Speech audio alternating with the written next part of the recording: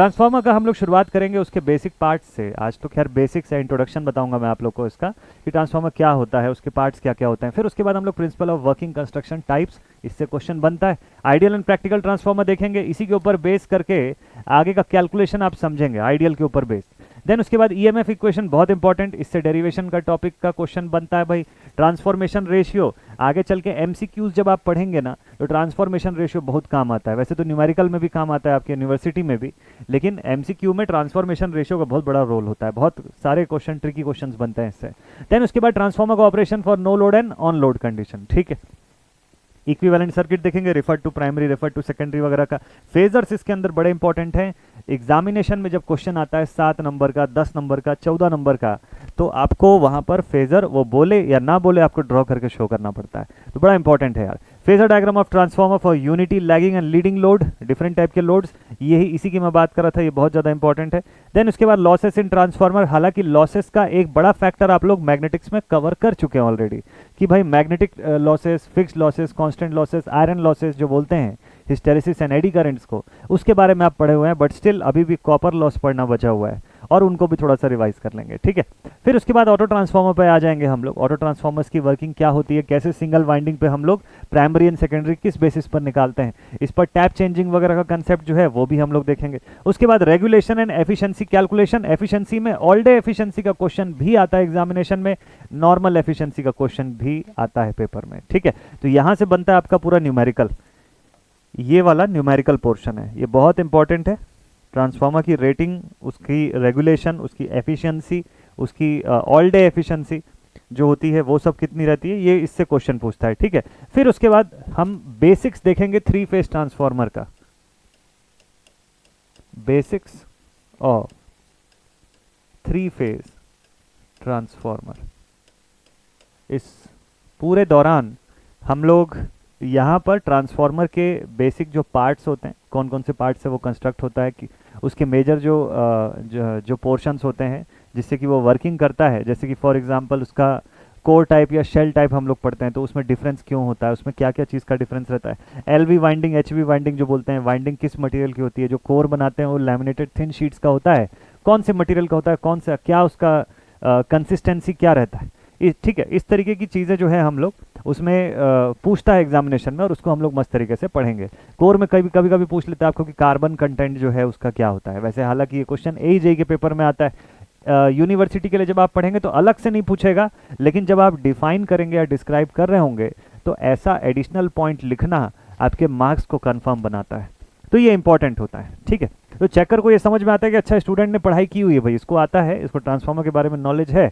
क्योंकि अगर आपकी शीट में अपने आंसर शीट में अगर लिखा हुआ है कि भैया कार्बन का परसेंटेज 0.1% तक रखते हैं, जस्ट बिकॉज कि उसको हम अगर बढ़ा देंगे तो ब्रिटलनेस जो है वो उसकी इंक्रीज हो सकती है, ठीक है। तो कार्बन कंटेंट जो है उसको हम रिड्यूस करके रखते हैं, कार्बन कंटेंट को 0.1% से नीचे रखते हैं। ब्रिटलनेस का फैक्टर तो खैर अलग है, वो सिलिकॉन के लिए हो जाता है। कार्बन के परसेंटेज से होता ही है मेजरली कि हम लोग हिस्टेरेसिस और एडी करंट को कंट्रोल में रखना चाहते हैं, तो इसके लिए कार्बन का परसेंटेज रिड्यूस करते हैं। खैर ये सब ओवर द टाइम हम लोग समझेंगे इसके अंदर, ठीक है। चलिए, तो ये तो हो गया आपका सिलेबस का पार्ट। अब बात करते हैं ट्रांसफार्मर की। भाई ट्रांसफार्मर होता क्या है? ट्रांसफार्मर वो होता है जो हॉलीवुड की एक मूवी है ना, जिसमें वो कार में बदल जाता है, तो उस टाइप का कोई डिवाइस होता है ना। नहीं, इसमें से कोई भी ऐसा वाला नहीं है जो अंतरिक्ष से आया और कार में बदल जाता हो। ये लोग जो हैं स्टेशनरी रहते हैं। देखो इनके में चक्के नहीं लगे हुए हैं, हालांकि व्हील्स भी लगे होते हैं छोटे छोटे। आप पावर ट्रांसफार्मर देखेंगे तो उसमें बहुत सारे जो ट्रैक्शन वाले जो होते हैं या जो पावर ट्रांसफार्मर होते हैं, जो सब स्टेशन वगैरह में लगते हैं, सब में व्हील्स लगे होते हैं। तो इसका ये मतलब नहीं है कि रात में ये ट्रांसफार्मर अपने सब स्टेशन से निकल के कहीं घूमने चला जाता होगा, ऐसा नहीं है। ये वो वाला ट्रांसफार्मर नहीं है, ये स्टैटिक वाले ट्रांसफार्मर है। स्टैटिक ट्रांसफार्मर मतलब अपनी जगह पर स्थायी रहने वाले ट्रांसफार्मर्स हैं, कोई मूविंग पार्ट्स नहीं, ना इनके बाहर कोई मूविंग पार्ट, ना इनके अंदर मूविंग पार्ट। चलो बाहर तो कभी कभार व्हील लगा रहता है, बहुत बड़े ट्रांसफार्मर्स होते हैं तो व्हील लगा होता है इसके लिए, ठीक है, ताकि आप उसको रेल पर मूव करा सको अपनी ज़रूरत के हिसाब से, क्योंकि बहुत भारी होता है।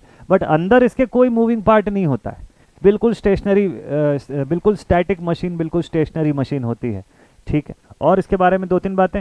ट्रांसफार्मर जो होता है वो कौन सी सप्लाई पे काम करता है? भाई आपको वाइवा में जो एक्सटर्नल आते हैं वो ऐसा क्वेश्चन जरूर पूछते हैं। ट्रांसफार्मर जो है एक्सटर्नल्स का बड़ा फेवरेट टॉपिक होता है। तो उससे पूछेंगे आपको सबसे पहले तो बड़ा ही कॉमन क्वेश्चन कि ट्रांसफार्मर एसी पे काम करता है कि डीसी पे काम करता है, ठीक, एक ये सवाल बनता है। तो भाई देखिए ट्रांसफार्मर का जो बेसिक वर्किंग होता है, ट्रांसफार्मर का जो बेसिक वर्किंग होता है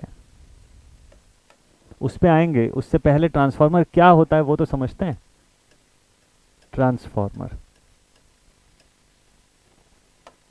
ट्रांसफार्मर जो है इलेक्ट्रिकल पावर का कन्वर्जन आपको प्रोवाइड करता है बिना फ्रीक्वेंसी को चेंज किए। It transverse the electrical power from one circuit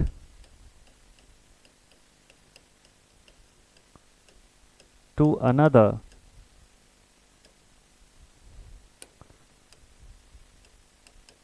without changing its frequency,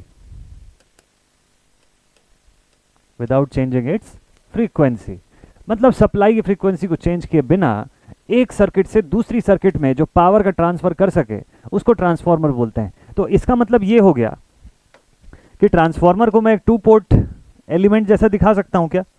इससे तो ये समझ में आता है कि ट्रांसफार्मर जो है it can be given as a 2 port element. तो भाई देखिए एक सर्किट मेरे पास यहां पे होगी कहीं पे, सपोज कर लीजिए यहां एक सर्किट है, यहां पर दूसरी सर्किट, ठीक है। तो 2 पोर्ट दिख रहा है ना, 2 पोर्ट 4 टर्मिनल एलिमेंट्स है ना, ये देखिए टर्मिनल 1 2 3 4। तो ये भी बोल सकते हैं क्या? ठीक है, और लिख लेते हैं it is a passive 2 port 4 terminal device या मशीन। ट्रांसफार्मर जो है एक स्टैटिक 2 पोर्ट 4 टर्मिनल डिवाइस है या मशीन है। अच्छा, ट्रांसफार्मर को मशीन बोल सकते हैं कि नहीं बोल सकते हैं? आप बोलेंगे सर ये तो मूवी नहीं होता, इसके अंदर तो कोई मूविंग पार्ट्स है ही नहीं, इसको डिवाइस बोलना ठीक रहेगा, मशीन बोलना ठीक नहीं रहेगा। ऐसा कहीं नहीं है, ट्रांसफार्मर मशीन की कैटेगरी में भी आता है, बिल्कुल आता है, उसको मशीन बोल सकते हैं। इलेक्ट्रिकल मशीन्स में आप ट्रांसफार्मर पढ़ते हो, ठीक है। It is a machine but it is a static electrical machine. तो इसीलिए हम लोग इसको क्या बोलते हैं? इसको हम लोग एक स्टैटिक इलेक्ट्रिकल मशीन बोलते हैं। It is a static electrical machine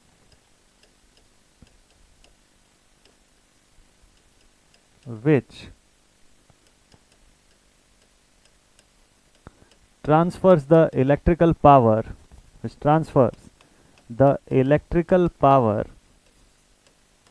on the basis of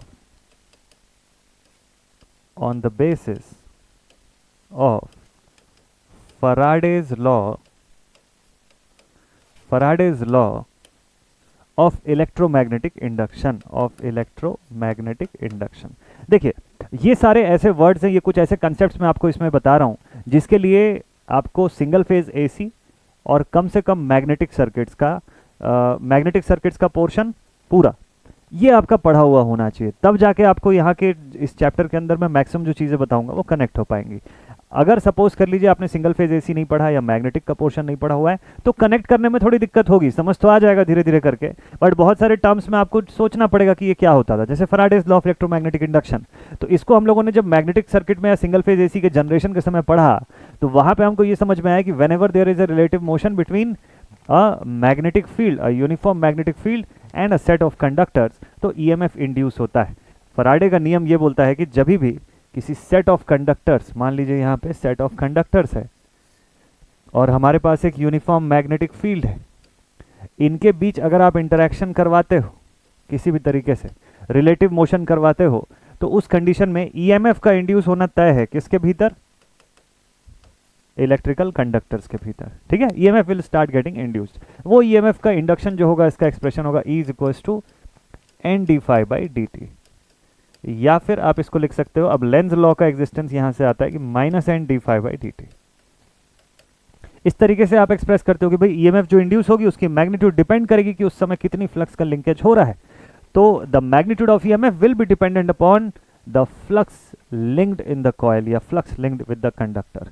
ठीक है, जो जितना फ्लक्स उस समय लिंक हो रहा होगा n को कांस्टेंट मानते हुए मैं बोलूंगा कि वहां पर उसी के प्रोपोर्शन में ईएमएफ भी इंड्यूस हो रहा है। तो मैक्सिमम फ्लक्स लिंक होगा तो maximum EMF, minimum flux link होगा तो मिनिमम ईएमएफ। ओके, तो यहाँ तक तो फैराडेज लॉ की बात हो गई। ट्रांसफार्मर इसके ऊपर अगर बेस करता है तो रिलेटिव मोशन होना चाहिए, और रिलेटिव मोशन अगर हो रहा है तो मैंने तो शुरू में ही बोल दिया कि ट्रांसफार्मर एक स्टैटिक डिवाइस है।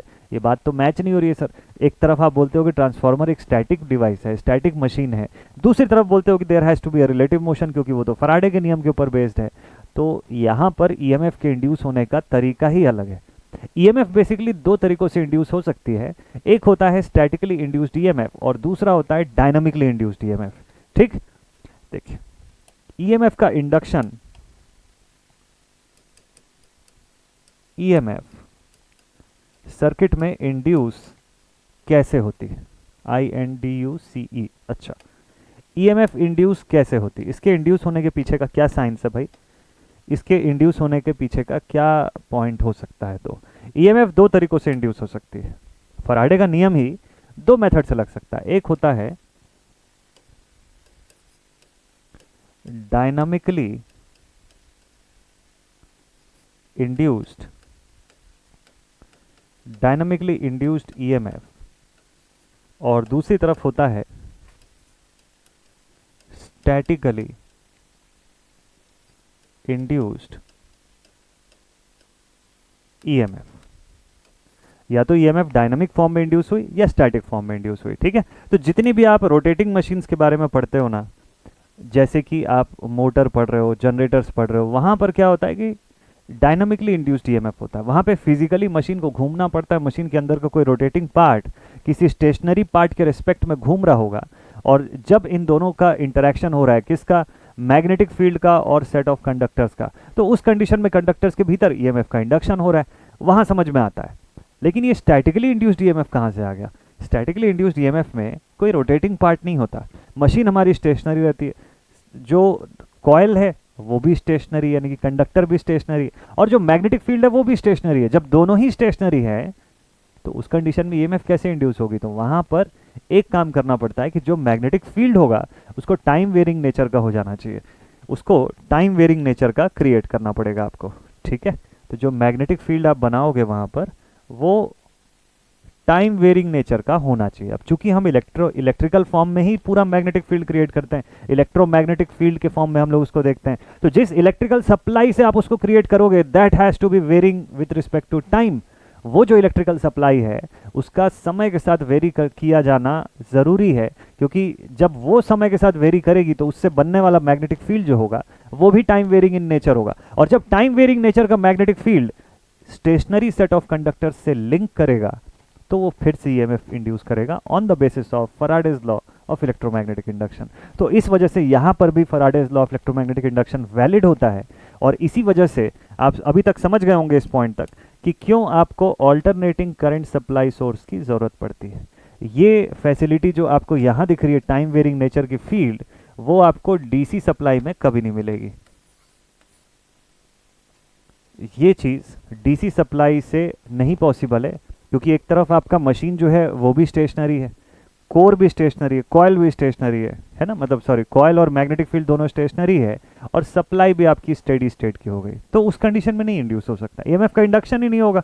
तो वैसे भी आपके ट्रांसफार्मर की प्राइमरी वाइंडिंग और सेकेंडरी वाइंडिंग एक दूसरे से इलेक्ट्रिकली आइसोलेटेड है, वो खाली मैग्नेटिकली जुड़ी हुई है एक दूसरे से। आपने म्यूचुअल इंडक्टेंस पढ़ा, कपल्ड मैग्नेटिक सर्किट्स पढ़ा, वहाँ पे आप समझे होंगे इस कंसेप्ट को।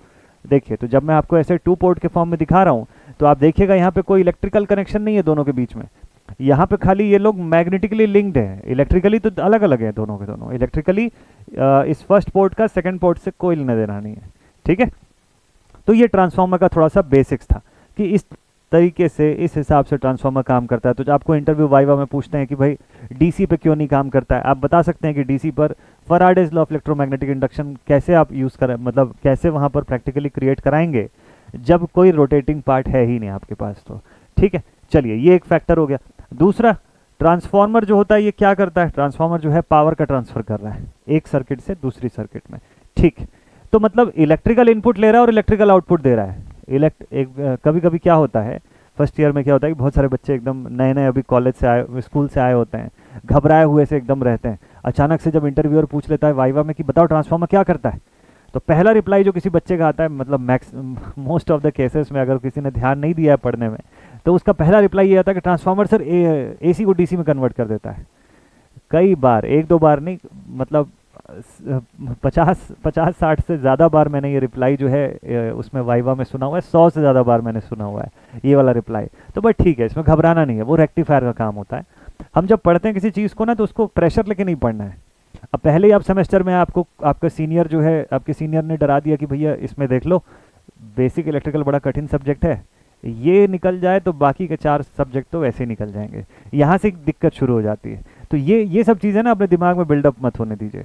ठीक है, वो डिफ़िकल्ट होगा, बट उस पर्सन के लिए होगा, हो सकता है आपके लिए ना हो difficult.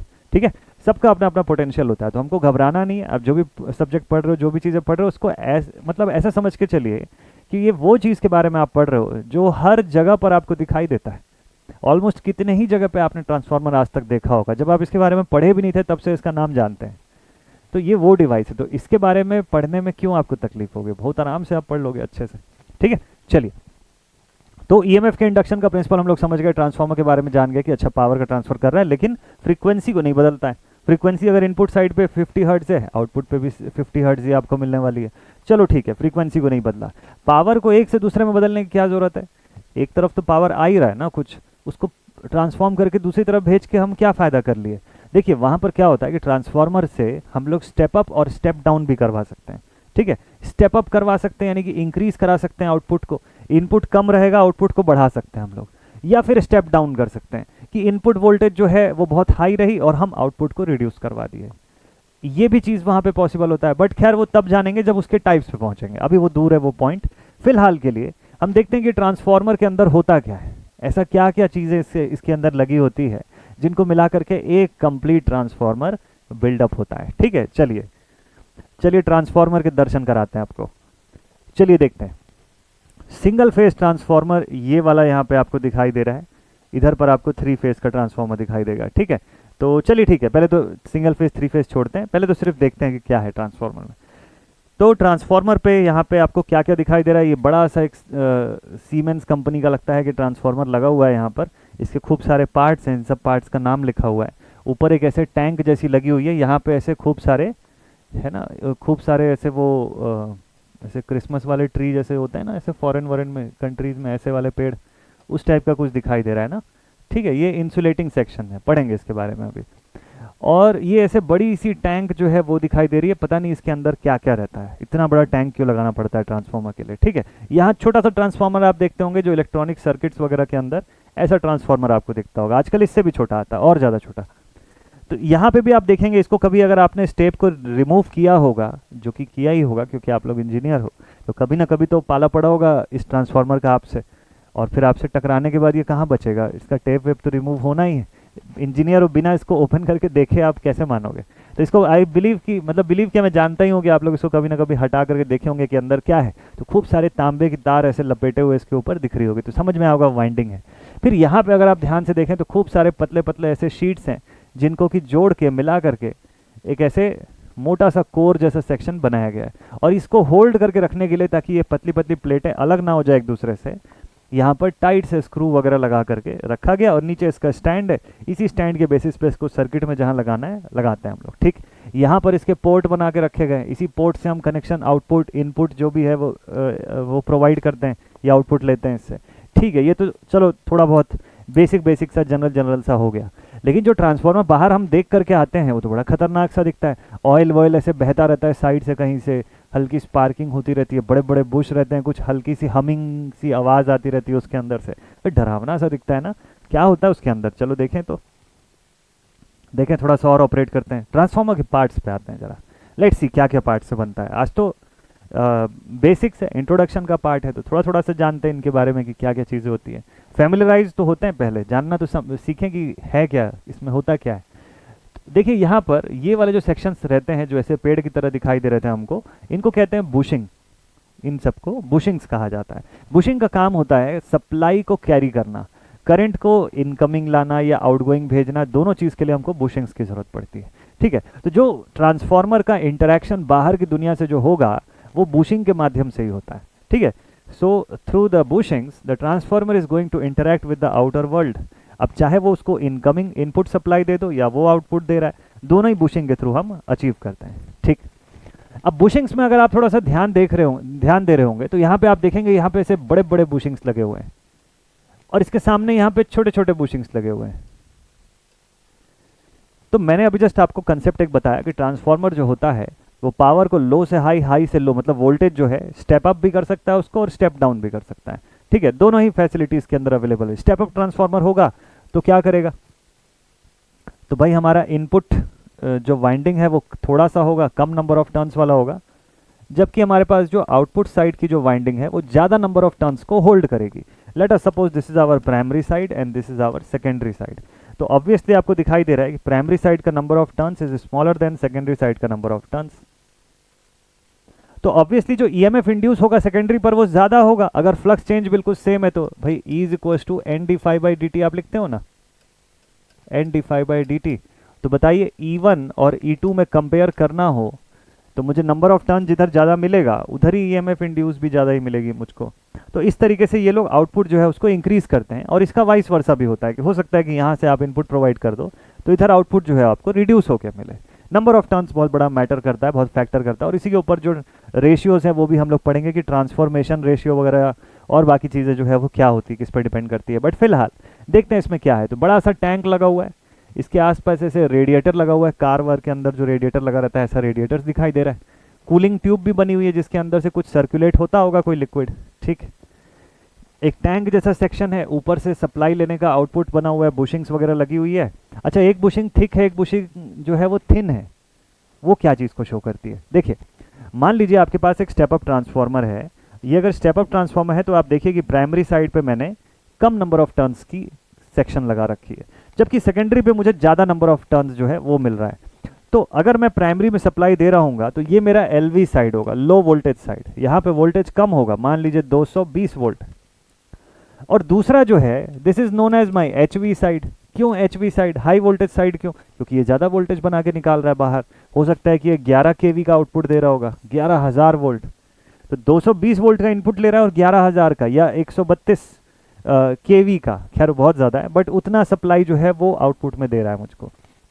So that is my HV side. तो HV साइड है, ज़्यादा नंबर ऑफ टर्न्स है, ज़्यादा स्ट्रॉन्ग आउटपुट अगर मुझे प्रोवाइड कर रहा है तो उसको हैंडल करने के लिए मुझे बुशिंग्स भी बड़े लगाने पड़ेंगे। यहाँ पे थिकनेस भी जो होगा कंडक्टर का जो उसको कैरी करेगा वो ज़्यादा थिकनेस का कंडक्टर यूज़ करना पड़ेगा। फ़ायदा क्या होगा उससे? उससे उसका एरिया ऑफ क्रॉस सेक्शन बढ़ जाएगा। एरिया बढ़ेगा तो रेजिस्टेंस कम हो जाएगी, रेजिस्टेंस कम हो जाएगी तो उसके बाद हीट डिसिपेशन कम होगा। जूल्स लॉ ऑफ हीटिंग के हिसाब से I² RT का फंडामेंटल वहाँ फॉलो होता है। और अगर मैं R को कम कर सकूँ तो हीट डिसिपेशन कम हो जाएगा। मान लीजिए कि मैंने एरिया पतला रखा और सप्लाई बढ़ा दिया, I की वैल्यू इंक्रीज हो गई तो हीट डिसिपेशन तो बढ़ जाएगा मेरे पास बहुत ज़्यादा, तो वो भी कम होता है। और दूसरा, इनको ऐसे पोर्सिलेन या इपॉक्सी या सिरामिक ऐसे किसी भी प्रकार के ऐसे इंसुलेटर सेक्शन से ऐसे कवर करके रखा जाता है, ठीक है, ताकि गलती से ऑपरेट करने के समय कोई कांटेक्ट में ना आ जाए या फिर इनका एक दूसरे के साथ ऐसा कोई शॉर्ट सर्किट ना हो जाए कि बारिश हुई है, पानी गिरा है, यहाँ पे पानी भर गया सपोज कर लीजिए, दोनों शॉर्ट हो गए सेक्शन से एक दूसरे के साथ, ऐसा कुछ ना हो। उसके लिए यहाँ पे इनको इंसुलेशन से ऐसे प्रोवाइड करके रखा जाता है। ये सब जो दिख रहे हैं आपको ऐसे पेड़ की तरह, ये सब इंसुलेशन है इसके, ठीक है, इंसुलेशन सेक्शन है। हाई वोल्टेज की बुशिंग हमको देख के ही समझ में आ जाएगा कि जिसकी थिकनेस ज़्यादा दिख रही है वो HV बुशिंग है, जिसकी थिकनेस कम दिख रही है छोटे छोटे साइज में वो LV बुशिंग है आपकी, ठीक है। चलिए इतना तो हम लोग अभी पहचान जाएंगे, कुछ तो प्रैक्टिकली करेंगे अभी। चलिए बहुत ही बढ़िया। अब आप कभी बाहर जाएंगे तो कम से कम ये बुशिंग देख के तो जान जाएंगे कौन सा HV साइड है कौन सा LV साइड है। और देखते हैं ट्रांसफार्मर में क्या क्या होता है। चलिए थोड़ा सा और डिटेल डायग्राम इसका देखते हैं। ये ट्रांसफार्मर का एक और डायग्राम आप देख रहे हैं अपने सामने स्क्रीन पर। इसमें बहुत सारे ऐसे छोटे छोटे पार्ट्स आपको दिखाई दे रहे हैं, इन सबको मिला करके ट्रांसफार्मर बनता है। जैसे कि ट्रांसफार्मर के अंदर ब्रीदर हो गया, ऑयल कंजर्वेटर टैंक हो गया, एक्सप्लोजन वेंट हो गया, उसका ओवरऑल टैंक जो है वो हो गया, उसकी कोर जो है वो उसके बारे में बात करेंगे हम लोग। ऐसे बहुत सारी चीज़ें इसके अंदर होती है। रिले हो गया है ना, यहाँ सेफ्टी वॉल्व या सेफ्टी सेक्शन जो है ये वाला हो गया, एक्सप्लोजन वेंट, इस तरीके से बहुत सारी चीज़ों को मिला करके एक ट्रांसफार्मर बनता है। अब बारी है कि एक एक पार्ट को थोड़ा थोड़ा सा डिटेल में आपको मैं बता दूं फटाफट से, ठीक। चलिए देखते हैं क्या क्या इसके पार्ट्स होते हैं। तो शुरुआत करते हैं हम लोग, शुरुआत करते हैं इसके एक फर्स्ट पार्ट से। सबसे पहले सबसे इंपॉर्टेंट थिंग जो है वो होता है core of a transformer. Transformer का कोर जो होता है, जो अभी दिख नहीं रहा है आपको इसके अंदर, बट इस मेन टैंक के भीतर रखा हुआ है कोर। ठीक है, चलिए देखते हैं कैसा होता है। तो सबसे पहले बात करते हैं about the transformer core. Transformer का कोर जो होता है, इसी के ऊपर वाइंडिंग्स लपेटी जाती है, इसी के ऊपर वाइंडिंग्स लपेटी जाती है। और ट्रांसफार्मर के कोर को हमेशा, अब एडी करंट और हिस्टेरिसिस के बारे में आप पढ़ चुके हैं पिछली चैप्टर में, तो आपको पता है कि यहाँ पर हिस्टेरिसिस या एडी करंट दोनों से ही हमको खतरा है, क्योंकि हम चेंजिंग नेचर की मैग्नेटिक फील्ड क्रिएट कर रहे हैं। तो इस वजह से अगर एडी करंट या हिस्टेरिसिस, क्योंकि फ्रीक्वेंसी आपके सप्लाई में, तो एडी करंट होगा फ्रीक्वेंसी के स्क्वायर के फॉर्म के प्रोपोर्शनल। भाई आप power loss due to eddy current जो है उसको प्रोपोर्शनल बताएंगे ना स्क्वायर ऑफ फ्रीक्वेंसी से, और power loss due to hysteresis will be proportional to the supply frequency. तो मतलब सप्लाई के फ्रीक्वेंसी के हिसाब से ये लोग अपनी प्रोपोर्शनैलिटी बनाते हैं। तो ट्रांसफार्मर के भीतर एडी और हिस्टेरिसिस के होने से क्या होगा कि उसका लॉसेस इंक्रीज हो जाएगा, तो ट्रांसफार्मर की आउटपुट में असर पड़ेगा, उसकी एफिशिएंसी कम हो जाएगी, जो कि मतलब जो कि डिजायर्ड नहीं है, क्योंकि हम पावर ट्रांसफार्मर की बात कर रहे हैं। और पावर ट्रांसफार्मर जो होता है वो huge range of voltage and powers पर वर्क करने के लिए होता है। तो अगर लॉस का परसेंटेज थोड़ा सा भी बढ़ेगा तो वो बाहर जो रिफ्लेक्ट करेगा वो हज़ारों में या 100 के रेंज में रिफ्लेक्ट करेगा, जो कि बहुत बड़ा लॉस होता है। तो उससे बचाने के लिए हमको हिस्टेरिसिस, एडी करंट, इस तरीके के लॉसेस से बचना होता है। तो आपने पहले ही रेमेडीज पढ़ के रखा हुआ है। क्या रेमेडी पढ़ के रखा हुआ है कि भाई एडी करंट से बचाना है तो थिन लैमिनेटेड शीट्स जो है उसका इस्तेमाल किया जाए। बिल्कुल सही, थिन लैमिनेटेड शीट। आप देख रहे हैं कि ये रेड कलर का जो सेक्शन दिखा रहा है, ये रेड कलर का सेक्शन जो है उस फ्रेम को होल्ड करके रखने के लिए होता है। ये फ्रेम किस चीज़ से बनी हुई है? अंदर जो है वो पतली पतली लैमिनेटेड शीट्स की खूब सारी लेयर है जिसको एक साथ बाइंड किया गया है। लैमिनेशन जो प्रोवाइड होता है वो वार्निश से प्रोवाइड होता है। यहाँ पर लैमिनेशन जो हम प्रोवाइड करते हैं ना, यहाँ पर जो हम लोग लैमिनेशन प्रोवाइड करते हैं वो वार्निश की लेयर से होता है। वार्निश ही वही वार्निश है जो लकड़ी वगैरह के दुकानों पर कारपेंटर वगैरह जो होते हैं वो उसके शुरुआती एनहेंसमेंट के लिए और सेफ्टी के लिए जो है उस लकड़ी के फर्नीचर के ऊपर लगाते हैं। तो उसी वार्निश की बात हो रही है यहाँ पे। ठीक है, तो प्राइमरी और सेकेंडरी वाइंडिंग जो होती है वो इसी कोर के ऊपर रैप की जाती है, डिपेंडिंग अपॉन कि किस टाइप का ट्रांसफार्मर है, कि कोर टाइप ट्रांसफार्मर है कि शेल टाइप ट्रांसफार्मर है, उस हिसाब से उस वाइंडिंग को यहाँ पे रैप किया जा सकता है। तो हो सकता है कि कभी कभी एक कंडीशन पे एलवी वाइंडिंग भी इसी पर रैप होती है और इसी के ऊपर से एचवी वाइंडिंग जो है वो भी रैप कर दी जाती है, एक कंडीशन। दूसरा कंडीशन ये है कि कभी कभी इसको दो अलग अलग सेगमेंट्स पर रैप कर दिया जाता है। इसको एक को प्राइमरी के तौर पे देखते हैं और दूसरे को सेकेंडरी के हिसाब से देखा जाता है। ठीक है, तो ऐसे बहुत सारे तरीके हैं इसकी वाइंडिंग करने के, लेकिन सबसे इंपॉर्टेंट पार्ट जो है वो है कोर। तो कोर जो है वो किस तरीके से बनाया जाता है, क्या चीज़ का रहता है? कोर जो है उसको हम लोग सिलिकॉन स्टील का प्रेफर करते हैं, सिलिकॉन स्टील कोर विथ 0.1% का carbon content to reduce the hysteresis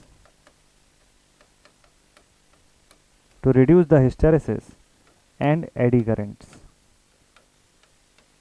to reduce the hysteresis and eddy current inside the transformer। Transformer के अंदर होने वाला हिस्टेरिसिस लॉस और एडी करंट्स को रिड्यूस करने के लिए 0.1% का हम लोग कार्बन एडिशन जो है वो करते हैं इसके अंदर। ठीक, इन दोनों को रिड्यूस करेगा। और उसके बाद premium grain oriented steel sheets का हम लोग इसके अंदर इस्तेमाल करते हैं। ठीक है, चलिए भाई ट्रांसफार्मर के पार्ट्स पे आ गए हम लोग। Parts of transformer. ट्रांसफार्मर के कंस्ट्रक्शन में जब पूछता है तो आपको इसको यूज करना है आंसर में लिखने के तौर पे। ठीक है, तो ट्रांसफार्मर का सबसे पहला पार्ट जिसके बारे में अभी हम लोगों ने बात किया, ट्रांसफार्मर का कोर। ट्रांसफार्मर कोर, इसके बारे में खास इंफॉर्मेशन क्या क्या मिली आपको कि ट्रांसफार्मर कोर को किससे बनाते हैं? सिलिकॉन स्टील की शीट से बनाते हैं। ये कंस्ट्रक्शन जो रहता है थिन ग्रेन ओरिएंटेड या cold rolled grain oriented, cold rolled grain oriented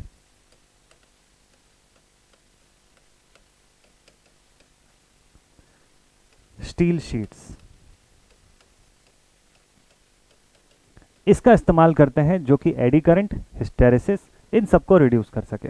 इस तरीके का ये मटेरियल रहता है। ये वाइंडिंग को सपोर्ट भी प्रोवाइड करेगा और ओवरऑल इसकी वर्किंग के लिए ये मेजर पोर्शन की तरह कंसिडर होता है। ठीक, चलिए भाई, ये तो हो गया कोर। अब इसके बाद आते हैं हम लोग अपने सेकंड पॉइंट पर। ट्रांसफॉर्मर के कोर के बाद इसका अगला पॉइंट क्या है? ठीक, ट्रांसफॉर्मर के बाद, कोर के बाद है next point, transformer winding.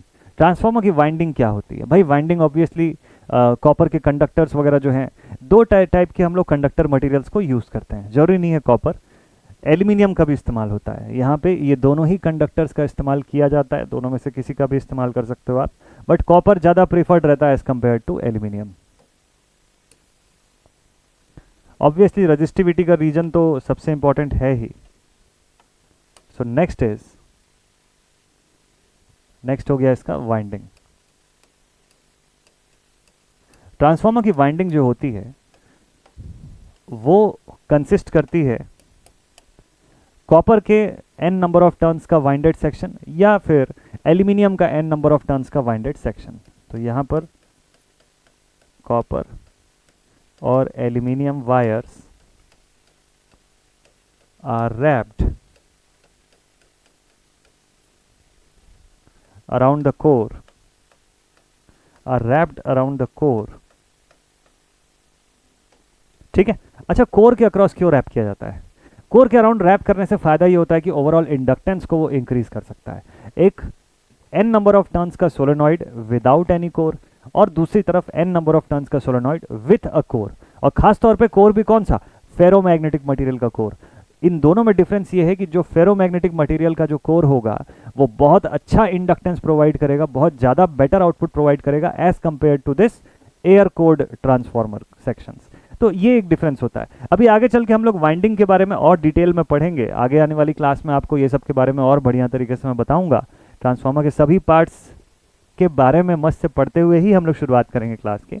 But ये ध्यान से देखिएगा कि ट्रांसफॉर्मर की वाइंडिंग के ऊपर भी क्वेश्चन आता है। हालांकि यूनिवर्सिटी में नहीं आएगा, यूनिवर्सिटी के पेपर में बेसिक इलेक्ट्रिकल में नहीं आता है। मतलब वो क्वेश्चन अगर पूछेगा भी आपको यूनिवर्सिटी में, तो जब आप मशीन पढ़ोगे ना उसके अंदर से पूछ सकता है आपको। तो वाइंडिंग में फिर अलग अलग वैरायटी की वाइंडिंग्स के बारे में पढ़ेंगे। सैंडविच वाइंडिंग जो होती है वो किस तरीके से रहती है, ओवरलैप्ड वाइंडिंग जो है वो कैसे होता है, कॉन्सेंट्रिक, स्पाइरल, इस टाइप की वाइंडिंग जो है उन सब के बारे में हम लोग पढ़ेंगे कि ये सब वाइंडिंग्स की कैसे जाती है। ये पेपर इंसुलेशन वगैरह जो है वो कैसे काम करता है, माइका इंसुलेशन कब यूज़ करते हैं, इस टाइप के क्वेश्चन जो है मस्त बढ़िया से टेक्निकल क्वेश्चन आपसे बनने लग जाएंगे। ठीक है, तो आज चूंकि इंट्रोडक्शन का पार्ट था तो आज जस्ट मैं आपको एक दो बेसिक टर्म्स के बारे में ही बता रहा हूँ। आज बहुत ज़्यादा आपको इसमें कुछ नहीं लेकर के जा रहा हूँ मैं, जस्ट इतना कि ट्रांसफॉर्मर के बारे में थोड़ा सा फैमिलराइज आप हो जाएं, ताकि कल की क्लास से जब मैं आपको इसके पूरे पार्ट्स, कंपोनेंट्स के बारे में बताना शुरू करूँ तो एकदम बढ़िया तरीके से आपको समझ में आए। तो कल की जो क्लास होगी वो कंस्ट्रक्शन वर्किंग प्रिंसिपल के बारे में रहेगी। ओवरव्यू आपने आज देखा इसका, और यहीं से मैं आगे कंटिन्यू करूँगा। इस सारे पार्ट्स की लिस्ट पहले कंप्लीट करवाऊँगा, उसके बाद फिर आगे का पोर्शन हम देखेंगे। ठीक है, तो मस्त तरीके से पढ़ाई करते जाइए, नोट्स एकदम अच्छे से बना लीजिएगा, क्योंकि ये वाला पोर्शन खास तौर पे ट्रांसफॉर्मर का फुल कोर्स के जैसे चलने वाला है, वो क्रैश कोर्स के जैसे नहीं चलेगा। क्योंकि पास्ट में इससे पहले ट्रांसफॉर्मर का क्रैश कोर्स, फुल कोर्स जो है वो हुआ ही नहीं है किसी भी चैनल पर मेरे तरफ से। तो इस वजह से मैंने ये वाला पोर्शन जो आपके लिए ट्रांसफॉर्मर का रखा है एज अ फुल कोर्स पढ़ेंगे मस्त तरीके से, ताकि आपको पढ़ने में भी मजा आए और कंसेप्ट एक बार फर्स्ट टाइम आप पढ़ लें तो आपको पूरा अच्छे से क्लियर हो जाए। ठीक है, तो मिलते हैं आप सभी से नेक्स्ट वीडियो में। आज का वीडियो अब यहीं पर एंड अप करते हैं। यहाँ तक अगर आपने देखा तो thank you so much once again all my dear students, और कल एग्जैक्टली सेम टाइम पर आपसे मिलेंगे, और साथ ही संडे सुबह 10 बजे हम लोग क्वेश्चन प्रैक्टिस करेंगे सिंगल फेज एसी का, तो जरूर से अटेंड करिएगा लाइव सेशन। मिलते हैं आप सभी से नेक्स्ट वीडियो में। Take care and thank you very much. जय हिंद।